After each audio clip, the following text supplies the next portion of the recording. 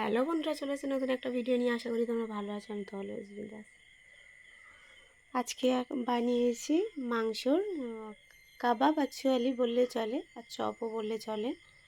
এখানে আমার আছে মাংস পেস্ট করা, মানে হালকা, তার সঙ্গে ধনিয়া পাতা আছে, টমেটো আছে, আচ্ছা আদা রসুন পেস্ট আছে, লঙ্কা আছে, লঙ্কার গুঁড়ো আছে, কাঁচা লঙ্কা পেস্ট আছে, পেঁয়াজ পেস্ট আছে, আর তার উপরেই যেগুলো দেওয়া হয় লঙ্কার গুঁড়ো, কি এটা, গরম মশলার গুঁড়ো, জিরা গুঁড়ো,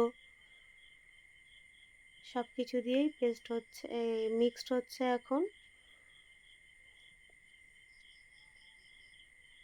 মাংসটা কিন্তু খুব পেস্ট করলে হবে না, হালকা, যেমন মানে খুব পেস্ট করলে আর মুখে পড়বে না, আর ভালোও লাগবে না। এখানে পেস্ট করে কিছুক্ষণ 15 মিনিট মতো রেখে দিয়েছি।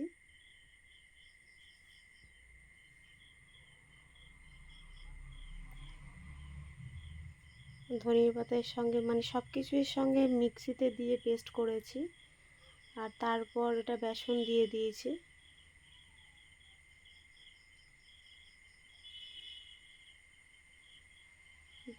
বেসন দিয়ে ভালো করে মিক্সড করার পর এতে একটু জল দেওয়া যাবে না। জল দিলে মানে টেস্ট নষ্ট হয়ে যাবে, আর জল দিলে তো একদম নরমই হয়ে যাবে, জল লাগবেই না। তারপরে এই শক্ত হালকা মানে এমন হয়ে গেছে, শক্ত শক্ত হয়ে গেছে। এবার এটা এরকমভাবে হাতে পাকিয়ে পাকিয়ে চপের মতো ওটা ওরকম করে তেলে ছাড়তে হবে।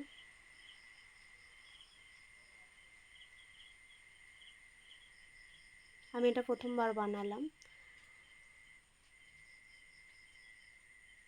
এরপর তেলের মধ্যে দিলে দেখো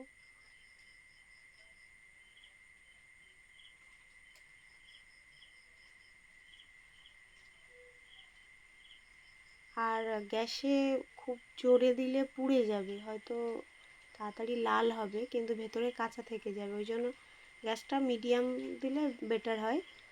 আমি মিডিয়াম আছে করেছি।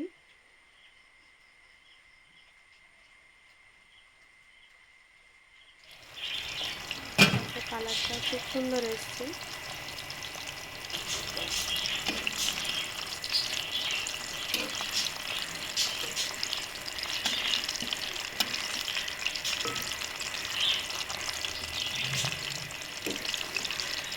কবে রান্না করা শিখেছি তো এই জন্য উল্টাতে ভালো করে পারিনি, শিখে গিয়েছি এখন। আগে তো একদমই পারতাম না,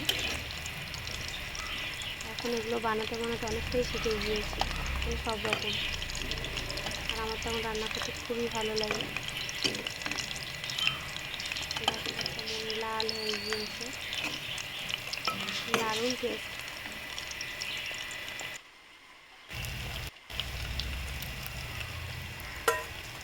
আমার তো বানাতে বানাতে সবাই খাওয়া শুরু করে দিয়েছিল। দেখো, কথা বললে কোনো যায় আসে না, আমি তো সাউন্ড অফ করে দেবো। কে কেমনভাবে বানিয়েছে অবশ্যই কমেন্ট করো। দেখা হচ্ছে পরের ভিডিও।